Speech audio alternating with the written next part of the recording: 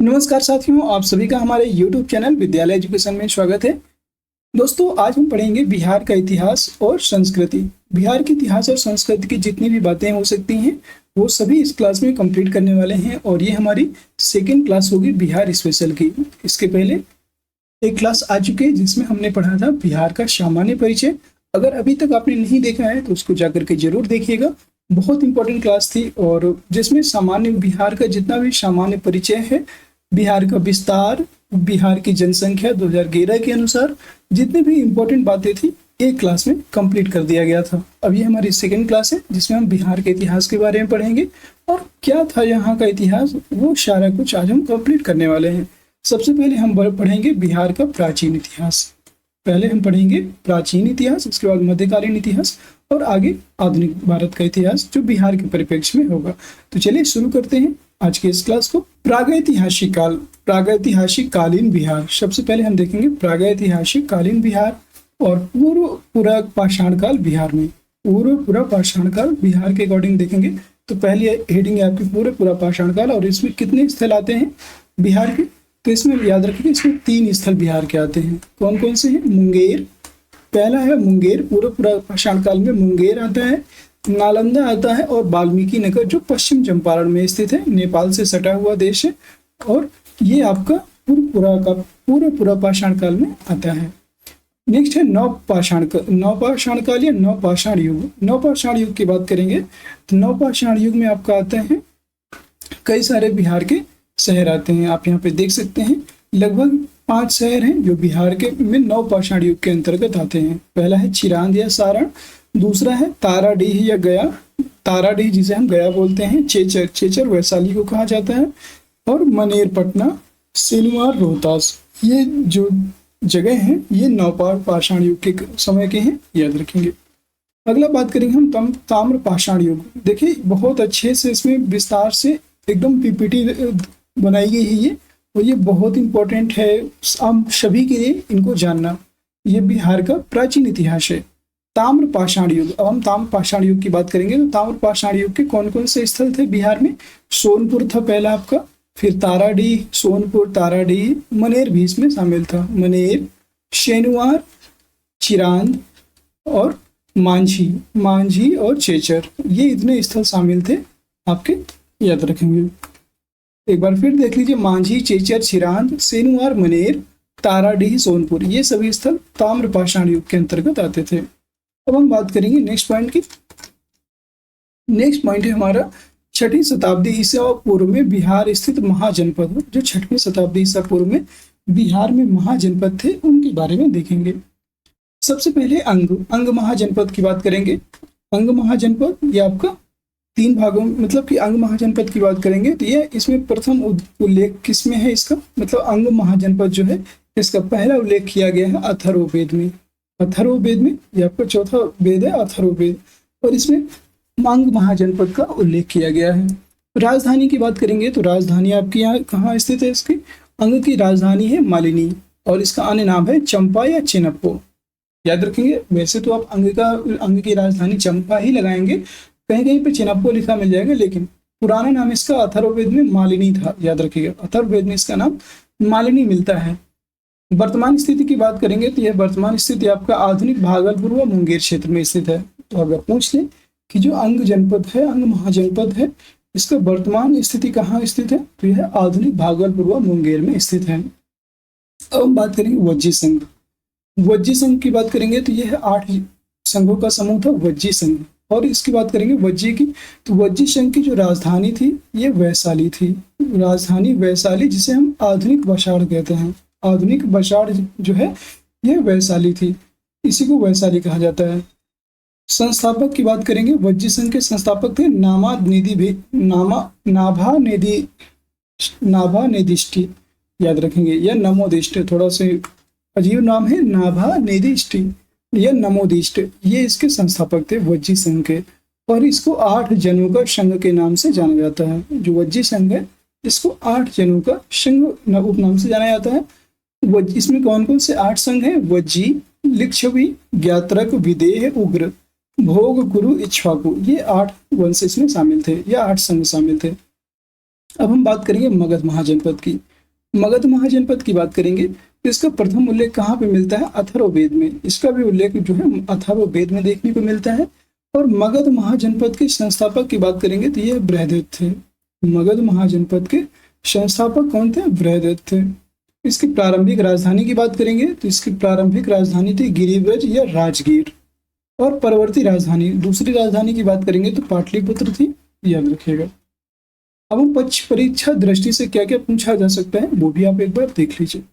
परीक्षा दृष्टि से अगर बात करें तो ये पूछा जाएगा पूरा पाषाणकालीन एशियुलरी संस्कृति से संबंधित उपकरण एवं ठोस की झोपड़ियां प्राप्त हुई हैं तो ये पैसरा मुंगेर से प्राप्त हुई है, याद रखेंगे। आपसे अगर टफ क्वेश्चन पूछेगा तो ऐसा पूछा जा सकता है। और प्रारंभिक पाषाण काल की कुल्हाड़ी प्राप्त हुई है तो ये कहाँ से प्राप्त हुई है? जेठियन नालंदा से। प्रारंभिक पाषाण काल की जो कुल्हाड़ी है ये प्राप्त हुई है जेठियन नालंदा से। आप देख सकते हैं ये जो बुक है, इस बुक का नाम है राज्य जीएस बिहार। राज्य जीएस दृष्टि बिहार की बुक से करवाया जा रहा है। और सारे इंपॉर्टेंट जितने भी परीक्षा दृष्टि से इंपॉर्टेंट क्वेश्चन नए बने हैं वो यहाँ पे दिए हुए हैं। तो ये इंपॉर्टेंट ज्यादा हमें लग रहा है, इसे जरूर याद रखिएगा। प्रारंभिक पाषाण काल की कुल्हाड़ी प्राप्त हुई, अगर बुक में आया है तो आपसे एग्जाम में पूछा जा सकता है, जेठियन नालंदा।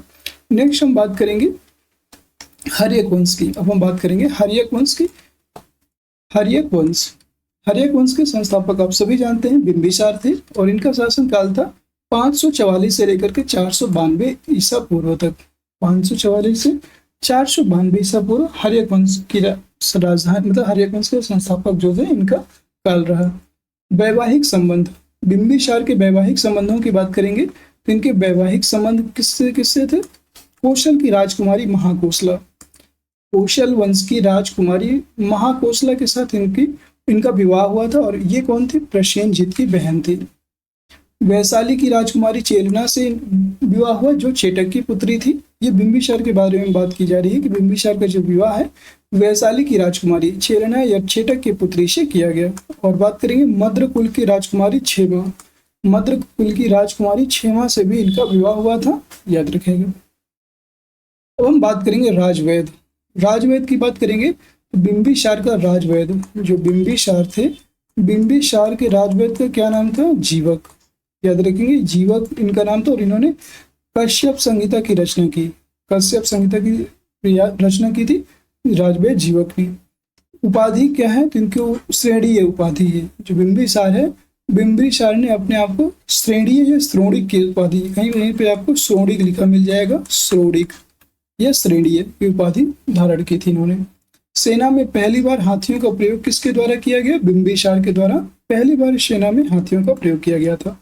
अंग नरेश जो अंग के राजा हैं, ब्रह्म तत्व पर विजय प्राप्त की बिंबिसार ने। तो अंग नरेश पर विजय प्राप्त करने वाले अंग नरेश ब्रह्म तत्व पर विजय प्राप्त करने वाले शासक कौन थे? ये थे आपके बिंबिसार। अब हम बात करेंगे बिंबिसार के पुत्र अजातशत्रु के बारे में। सेकंड शासक हैं आपके प्राचीन इतिहास के, जो बिहार का इतिहास है इसके सेकंड शासक है अजातशत्रु। इनका शासन है, इनका शासन काल है 492 से ईसा पूर्व से लेकर 460 ईसा पूर्व तक। ये चंपा का प्रांतपाल के नाम से जाने जाते हैं। और इनका विवाह हुआ था प्रसेनजीत की पुत्री वाजिरा से। प्रसेनजीत की बहन, देखिए प्रसेनजीत की बहन से किसकी शादी हुई? अजातशत्रु के पिता की, बिंबिसार की। और प्रसेनजीत की पुत्री वाजिरा से किसने विवाह किया? अजातशत्रु ने, मतलब बिंबिसार के पुत्र ने। अन्य नाम क्या है? तो अन्य नाम है इनका कुंडिक। अजातशत्रु का दूसरा नाम क्या है? तो इसका दूसरा नाम है कुंडिक। और यह बौद्ध धर्म का अनुयायी था, बौद्ध धर्म का अनुयायी था अजातशत्रु। आप सभी जानते हैं प्रथम बौद्ध संगीति भी इन्हीं के शासनकाल में हुई थी, अजातशत्रु के शासनकाल में। वैशाली पर विजय प्राप्त किया अजातशत्रु ने। अब यहाँ पे वैशाली पर विजय प्राप्त किया जब ये 16 वर्षीय युद्ध हुआ था। 16 वर्षीय युद्ध हुआ और महाशिला कांटक एवं व रसमुथल अस्त्र का प्रयोग किया गया था। जब वैशाली पर विजय प्राप्त की तो उसमें क्या क्या यूज हुआ? महाशिला कंटक व रथमुसल अस्त्र का प्रयोग किया गया। और अजातशत्रु के कूटनीतिज्ञ वत्सकार एवं सुनिधि थे। इनके कूटनीतिक की बात करेंगे, इसके कूटनीतिज्ञ थे वत्सकार एवं सुनिधि। मक्खली पुत्र घोषाल की मृत्यु इन्हीं के शासनकाल में हुई थी, याद रखिएगा। प्रथम बौद्ध संगीति कब हुई थी? 483 BC में। 483 बीसी में या 483 ईसा पूर्व में प्रथम बौद्ध संगीति होती है। नेक्स्ट पॉइंट की बात करेंगे, अजातशत्रु के बाद अब आएगा उदयन। अजातशत्रु के पुत्र उदयन की बात करेंगे तो उदयन 460 से लेकर के 444 ईसा पूर्व तक इसने शासन किया और इसके द्वारा ही पाटलिपुत्र की स्थापना की गई। पाटलिपुत्र की स्थापना कब कहाँ की गई? पाटलिपुत्र की स्थापना की गई इसके द्वारा, और ये कुसुमपुर इसका नाम था। पाटलिपुत्र का पुराना नाम था कुसुमपुर, और ये स्थापना कहाँ पर की गई? गंगा और सोन नदी के संगम पर। गंगा व सोन नदी के संगम पर पाटलिपुत्र नामक नदी का जो है पाटलिपुत्र की स्थापना की गई गंगा व सोन नदी के संगम पर। अब बात करेंगे तो यहाँ पे राजधानी का राजगृह से पाटलिपुत्र स्थानांतरित किया गया था 460 ईसा पूर्व में, और ये उत्तराधिकारी थे, ठीक है। और इनके ये किसके उत्तराधिकारी थे? अजातशत्रु के। और उदयन के उत्तराधिकारियों के बारे में बात करेंगे तो इसके 3 उत्तराधिकारी थे, याद रखिएगा, अनिरुद्ध, मुंडक और नागदशक। हर्यक वंश का अंतिम शासक कौन था? नागदशक हर्यक वंश का अंतिम शासक रहा। अब हम बात करेंगे शिशुनाग वंश की। शिशुनाग वंश की बात करते हैं तो शिशुनाग वंश के जो संस्थापक हैं, शिशुनाग वंश के संस्थापक कौन थे? शिशुनाग थे, याद रखेंगे। शिशुनाग के वंश के जो संस्थापक है वो स्वयं शिशुनाग है। और ये नागदशक है जो हर्यक वंश के अंतिम शासक थे, नागदशक, इनका अमात्य व काशी व का राज्यपाल था, मतलब इन्हीं का मुख्य सेनापति था शिशुनाग। इसने राजधानी कहाँ स्थापित की? तो राजधानी पाटलिपुत्र से वैशाली स्थापित कर ली शिशुनाग ने, और ये अवंती, वत्स एवं कौशल का मगध में विलय किया था। शिशुनाग ने अवंती, वत्स एवं कौशल को मगध में विलय कर लिया, मिला लिया था। इसके बाद शासक आएंगे कालाशोक। अब आएंगे कालाशोक। कालाशोक का दूसरा नाम क्या है या अन्य नाम है आप इनका? काकवर्ण। और वैशाली में द्वितीय बौद्ध संगीति 383 ईसा पूर्व में हुई, इन्हीं ने करवाया था, याद रखेंगे। अंतिम शासक था इसका कालाशोक। जो शासक है कालाशोक वर्ड है, कालाशोक जो शासक है इनका अंतिम शासक था नंदीवर्धन पंचमक, याद रखेंगे, नंदीवर्धन पंचमक, और ये शिशुनाग वंश के अंतिम शासक थे। अब हम बात करेंगे अगले नंदवंश, और ये बहुत इंपॉर्टेंट है, नंदवंश से इंपॉर्टेंट क्वेश्चन पूछा जाता है। नंदवंश के संस्थापक की बात करेंगे तो ये थे महापद्म नंद। महापद्म नंद नंदवंश के संस्थापक रहे। इन्होंने उपाधि की बात करेंगे, नंदवंश के जो संस्थापक महापद्म नंद है इनके द्वारा बहुत सारी उपाधियां ली गई। महामद, महापद्मपति, उग्रसेन, एकराट, भार्गव, सर्वछात्रांतक, अपरो परशुराम, द्वितीय परशुराम एवं कालिका अंश, ये इतनी सारी उपाधियां महापद्म नंद के द्वारा ली गई थी। मंत्री की बात करेंगे तो इनकी मंत्री थे कल्पक। जो महापद्म नंद थे इनके मंत्री का नाम था कल्पक। और विजय की बात करेंगे, इन्होंने कौन कौन सी विजय की, मतलब कितनी विजय हासिल की? इक्ष्वाकु, पांचाल, कासेय, कुरु, सूरसेन, बीतिहोत्र, कलिंग, है और अस्मत, इतने स्थानों को इन्होंने विजित किया था। कलिंग से जिन की मूर्ति उठा लाया और हाथी गुम्फा अभिलेख, कलिंग जो उड़ीसा में है, कलिंग से जिन की मूर्ति उठा के लाए थे ये आपके महापद्म नंद, और ये हाथी गुम्फा अभिलेख में वर्णित है। हाथी गुम्फा अभिलेख जो है इसमें वर्णित है कि जिनकी मूर्ति ये उठा लाए थे। अब हम बात करेंगे कुल शासक 9 हुए। कुल शासक 9 है, याद रखेंगे आप। ये किसकी बात की जा रही है? तो याद रखेंगे कुल शासक 9 है इसमें, लेकिन ये जो है नंद वंश की बात की जा रही है। नंद वंश में टोटल 9 शासक है। नंद वंश में टोटल 9 शासक हुए हैं। और ये इसके बाद कौन आता है? उग्रसेन। उग्रसेन के बाद आते हैं पांडुक आते हैं, ठीक है। फिर पांडुगति, भूतपाल, गोविषाणक, राष्ट्रपाल, कैवर्त, दससिद्धक और घनानंद, ये इतने शासक थे, याद रखेंगे। इतने शासक थे जहाँ पे जो इनके बाद 9 शासक हुए। घनानंद यहाँ के अंतिम शासक थे। नंद वंश के अंतिम शासक थे घनानंद। और घनानंद के बारे में देख लीजिए, अंतिम शासक घनानंद। इनका दूसरा नाम था अग्रमीज या अग्रसेनी या जैंद्रमीज। 3 नाम है इनके, अग्रमीज, अग्रसेन और जैंद्रमीज, ये 3 नामों से इनको जाना जाता था। इनका सेनापति जो घनानंद थे, घनानंद के सेनापति का नाम था भद्रसाल। और इनके मंत्री की बात करेंगे तो इनकी मंत्री का नाम था शकटाल। सिकंदर का समकालीन था, याद रखिएगा, सिकंदर का समकालीन था। सिकंदर ने कब आक्रमण किया था? 326 ईसा पूर्व में। 326 बीसी या 326 ईसा पूर्व में सिकंदर का आक्रमण हुआ था, इन्हीं के शासनकाल में। अगला बात करेंगे मौर्य वंश।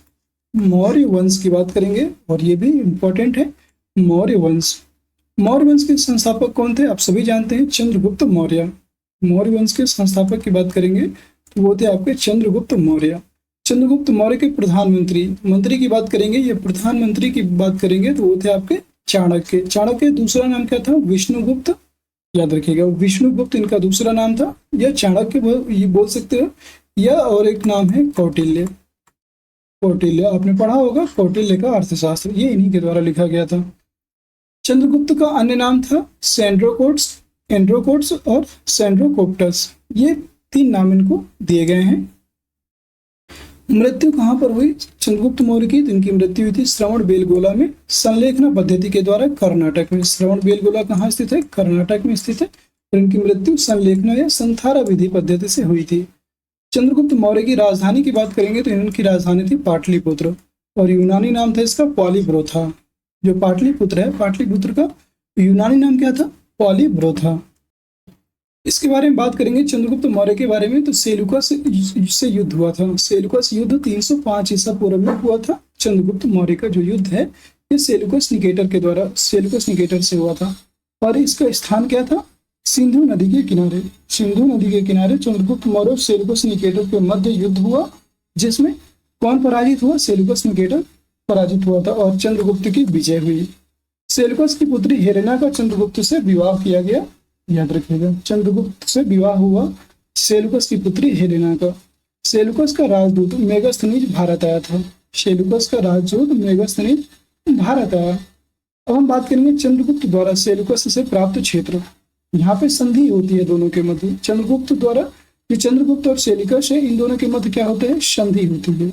ठीक है, सेलुकस निकेटर के मध्य संधि होती है। और इसमें प्राप्त क्षेत्र कौन कौन से थे? चंद्रगुप्त के द्वारा सेलुकस से प्राप्त क्षेत्र एरिया, हेरात, अराकोशिया, कांधार, जेड्रोशिया, मकरान और पेरिपिनिसदाई, काबुल वाला क्षेत्र, ये इतने क्षेत्र प्राप्त हुए थे, याद रखेगा। एरिया, अराकोशिया, जेड्रोशिया और पेरिपिनिसदाई, ये इतने क्षेत्र प्राप्त हुए। बिंदुसार, अब हम बात करेंगे बिंदुसार की।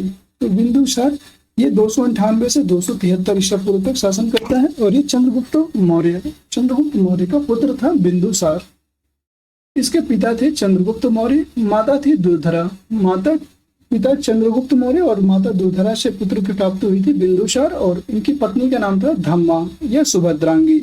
2 पत्नियां थी, धम्मा और सुभद्रांगी।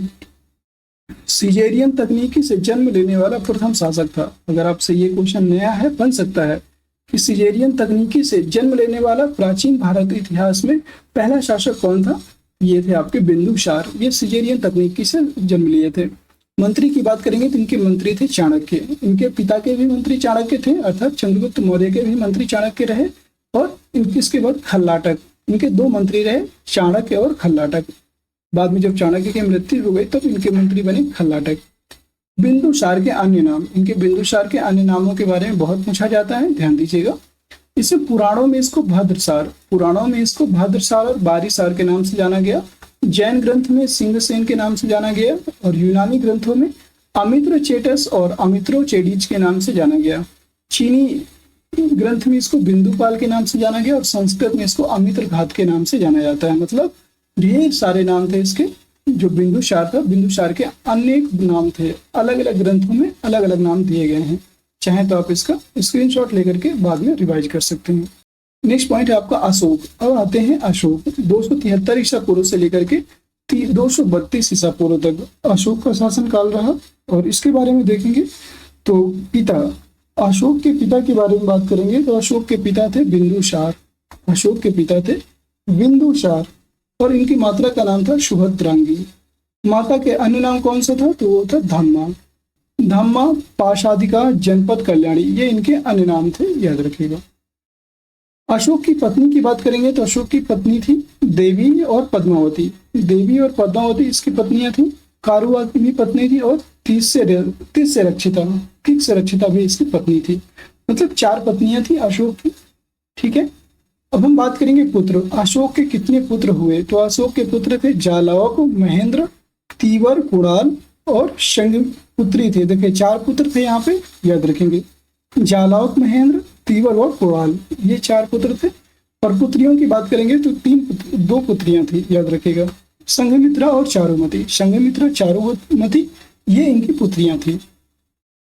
अशोक के मंत्री की बात करेंगे तो अशोक के मंत्री का नाम था राधागुप्त। उनके मंत्री का नाम था राधागुप्त। अशोक के अन्य नामों की बात करेंगे तो एक बार सारे नाम देख लीजिए अशोक के कौन कौन से नाम हैं।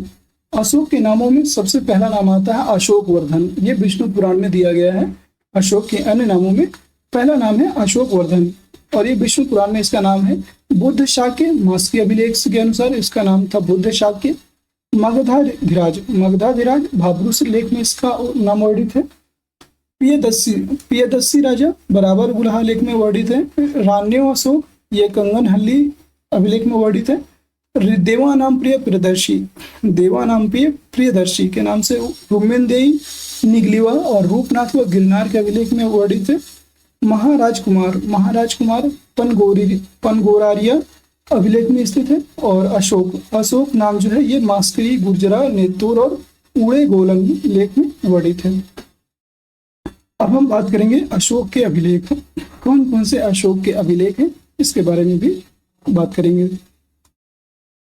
इसके अशोक के अभिलेखों के खोजकर्ता थे टी पैंथलर। टी पैंथलर इसके खोजकर्ता थे। ये 1750 में खोजे गए। सबसे पहले पढ़ा किसके द्वारा गया तो ये जेम्स प्रिंसेप ने सबसे पहले पढ़ा था। और दिल्ली टोपरा अभिलेख को, दिल्ली टोपरा अभिलेख को सबसे पहले जेम्स प्रिंसेप के द्वारा पढ़ा गया। अभिलेखों का लेखक, अभिलेखों का लेखक का नाम था चापड़। अभिलेखों का लेखक चापड़ कहलाता है। अभिलेखों को लिखने वाले को चापड़ कहा जाता है। अब हम बात करेंगे यहाँ पे अशोक के अभिलेखों की लिपि।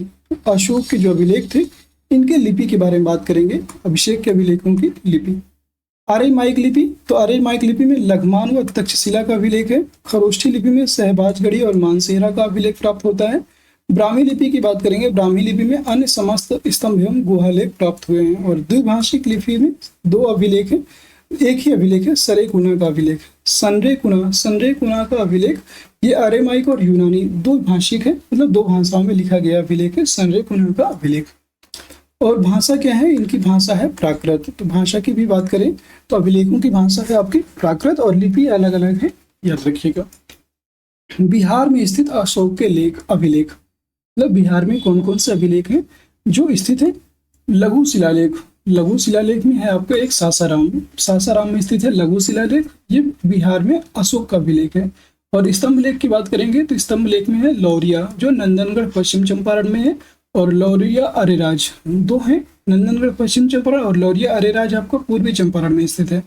रामपुरवा अभिलेख ये आपका पश्चिम चंपारण में है।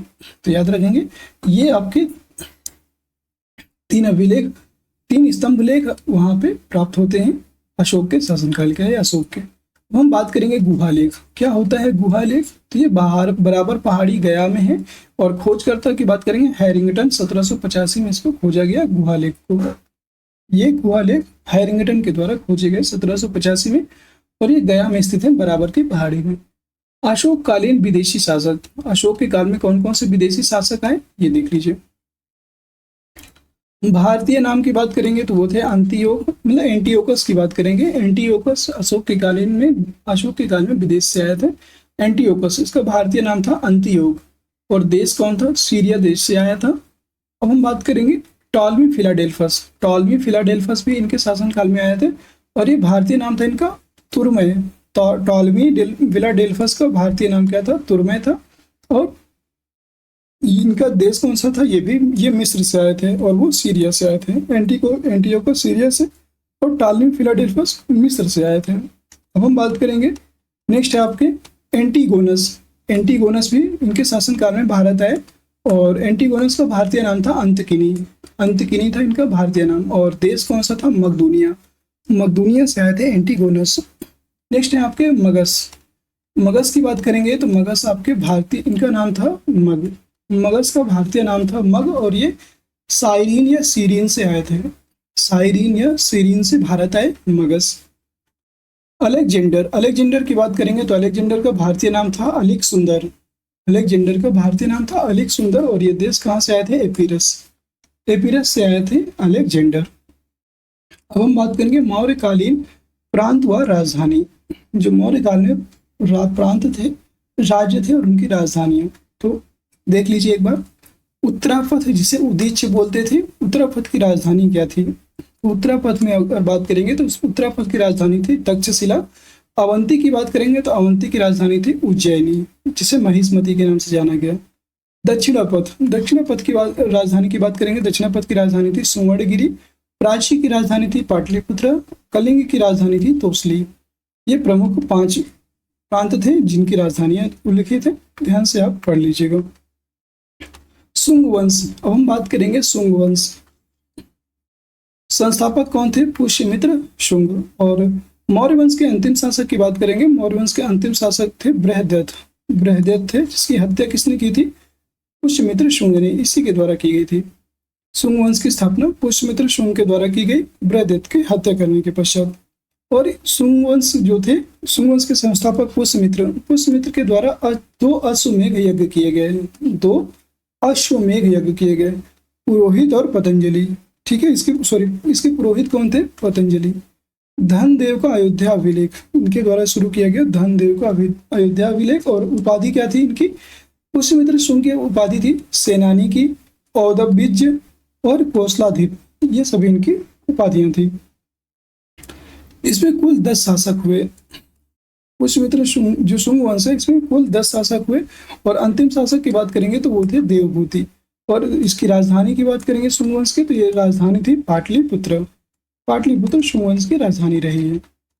ठीक है, अब हम बात करेंगे कंडो वंश।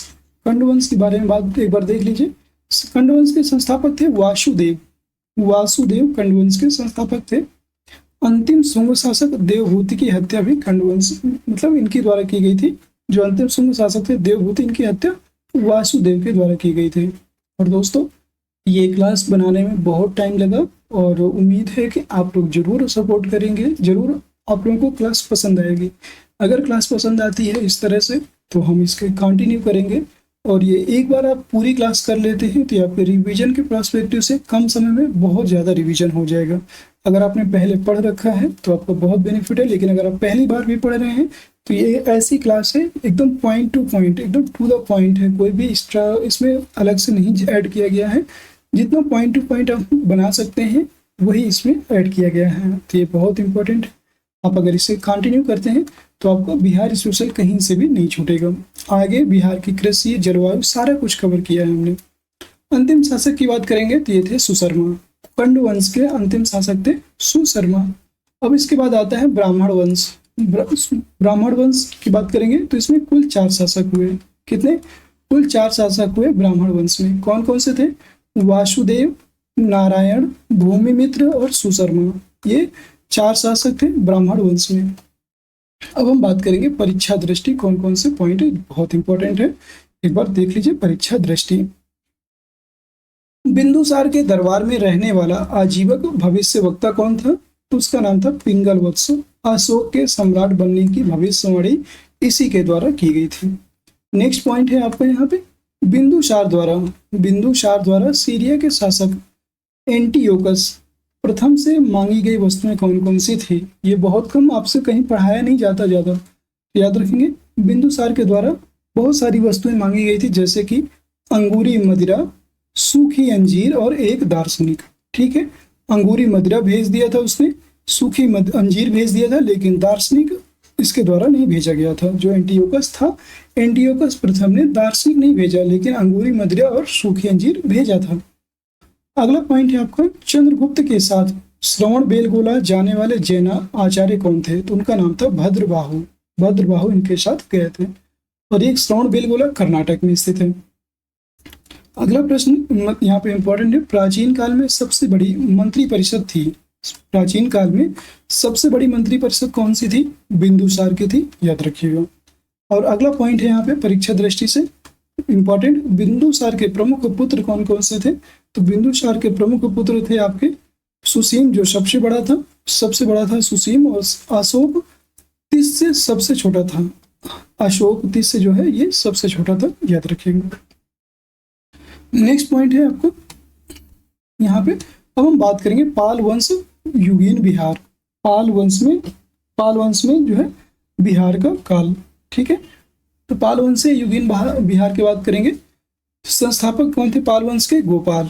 पाल वंश के संस्थापक थे गोपाल, और 750 से 770 ईसा पूर्व तक इसने शासन किया। सॉरी, 750 से 770 ईस्वी तक इन्होंने शासन किया।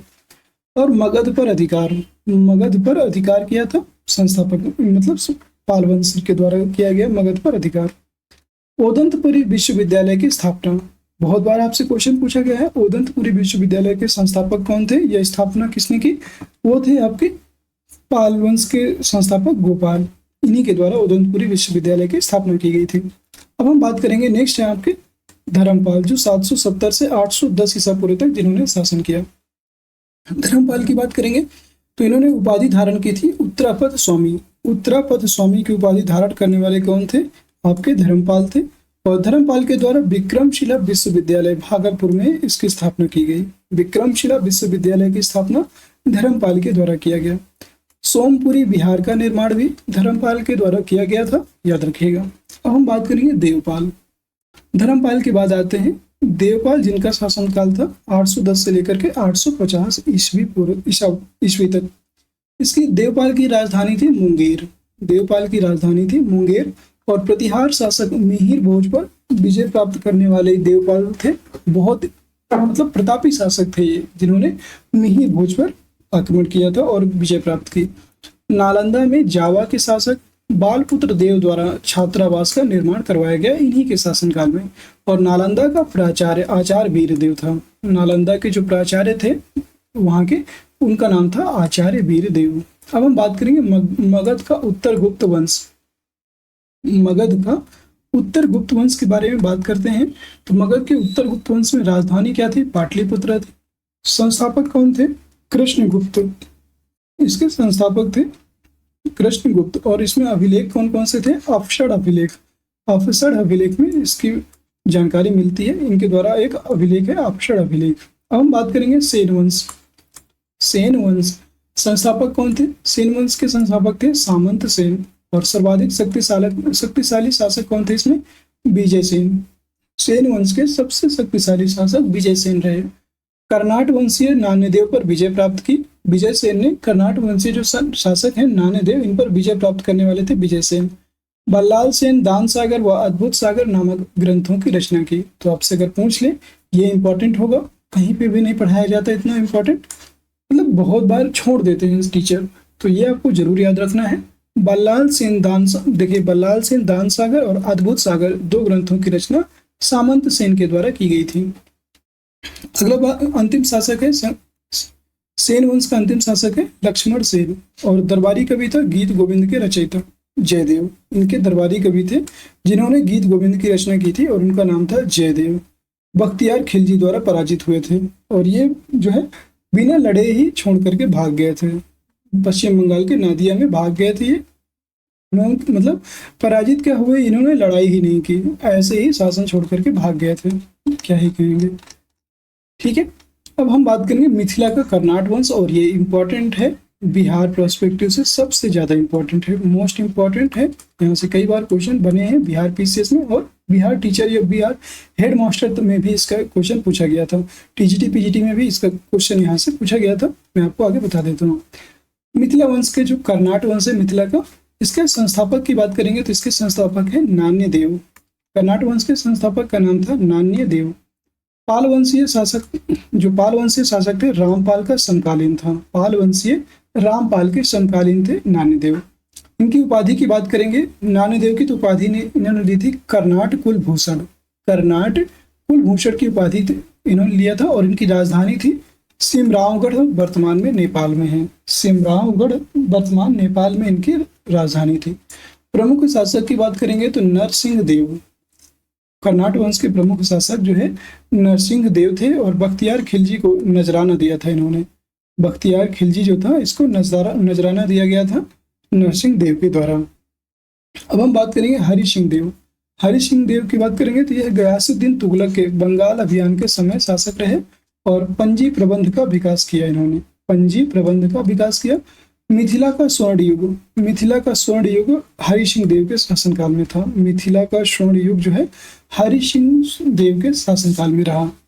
कर्नाट वंश का अंतिम शासक भी हरि सिंह देव थे, याद रखिएगा। कर्नाट वंश के अंतिम शासक के रूप में हरि सिंह देव थे, याद रखेंगे। और हम बात करेंगे परीक्षा दृष्टि से, जितने भी इंपॉर्टेंट पॉइंट हैं एक बार देख लीजिए परीक्षा पॉइंट से। पाल वंश का अंतिम शासक कौन था? तो पाल वंश के अंतिम शासक थे रामपाल। अभी बताया था पाल वंश के संस्थापक कौन थे, तो अभी बताया गोपाल। और पाल वंश के अंतिम शासक की बात करेंगे तो ये थे रामपाल। कैवर्त विद्रोह के समय का शासक कौन था? ये इंपॉर्टेंट पॉइंट लगा लीजिए। कैवर्त विद्रोह, जो कैवर्त विद्रोह हुआ इसके समय शासक कौन था? तो उस समय शासक था रामपाल। और अगला पॉइंट यहाँ पे इंपॉर्टेंट है, कवि सोडल द्वारा उत्तरापद स्वामी की उपाधि दी गई थी। जो कवि सोडल है, कवि सोडल द्वारा उत्तरापद स्वामी की उपाधि दी गई थी धर्मपाल को। नेक्स्ट पॉइंट है यहाँ पे ओदंतपुरी महाविहार। ओदंतपुरी महाविहार किस नदी के किनारे स्थित है? ये पंचानन नदी के किनारे स्थित है। और ये पहली बार क्वेश्चन आपने पढ़ा होगा, अगर उम्मीद है कि इसके पहले ये क्वेश्चन आपको मुश्किल है कि मिला होगा, क्योंकि ये सारे क्वेश्चन अभी 2024 के लेटेस्ट क्वेश्चन है। कुछ ऐसे क्वेश्चन होते हैं जो आपको बहुत कम जगह पे मिलते हैं, लेकिन इंपॉर्टेंट क्वेश्चन है, सभी आपको देख के जाना है। ओदंतपुरी की स्थापना किसने की, ये भी बताया था। और ओदंतपुरी महाविहार किस नदी के किनारे स्थित है? ये पंचानन नदी के किनारे स्थित है। उम्मीद है कि आज की क्लास आप सभी को जरूर पसंद आई होगी। और जितने भी ये क्लास थी आज की, ये बहुत इंपॉर्टेंट क्लास थी। अगर क्लास पसंद आई है तो क्लास को एक बार सभी लोग जो है आप लाइक कर दीजिए, सभी लोग शेयर कर दीजिए, और चैनल में नए हैं तो चैनल को सब्सक्राइब भी जरूर कर लीजिएगा, जिससे कि आगे आने वाली सारी वीडियोज की नोटिफिकेशन आप सभी को मिलती रहे। और सभी लोग हमारे टेलीग्राम चैनल से जरूर जुड़ जाइएगा। टेलीग्राम चैनल का लिंक आपको वीडियो के डिस्क्रिप्शन में मिल जाएगा, या तो आप सर्च करिएगा विद्यालय एजुकेशन ऑफिशियल, विद्यालय एजुकेशन ऑफिशियल आप सर्च करेंगे तो आपको वहाँ पे इस टेलीग्राम के बारे में आ जाएगा। टेलीग्राम के चैनल के पूरा लिंक आ जाएगा, वहाँ से आप ज्वाइन कर सकते हैं। और कोई भी आपका कहीं पे डाउट होता है, किसी भी क्वेश्चन पे डाउट होता है तो आप हमसे पूछ सकते हैं, ठीक है। और क्लास को जरूर लाइक कर दीजिएगा, अपने सभी मित्रों को शेयर जरूर कर दीजिएगा। और फिर मिलते हैं किसी नेक्स्ट क्लास में। तब तक के लिए जय हिंद, जय भारत। आप सभी का दिन शुभ हो।